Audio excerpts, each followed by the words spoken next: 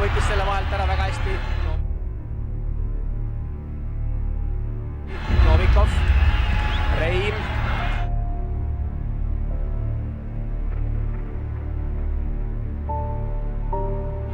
Kristal.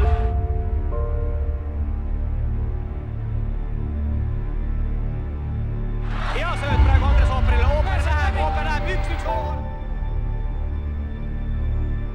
Andres Ooper ründab, lööb ja lööb värava. Andres Ooper 1-0 Eestile. Meeskonna Hollandi vastu 1-0 juhtima. Mängupäevad ja tugeva töövõitlused. Ooper paremal äärel.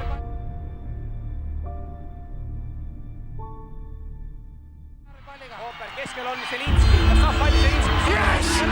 Ilus rünnak! Eesti võit 2-1! Läks Indrek. Ja kohtumine on lõppenud ja Eesti toob ära 3 punkti. 2-1 Eesti võitis siis.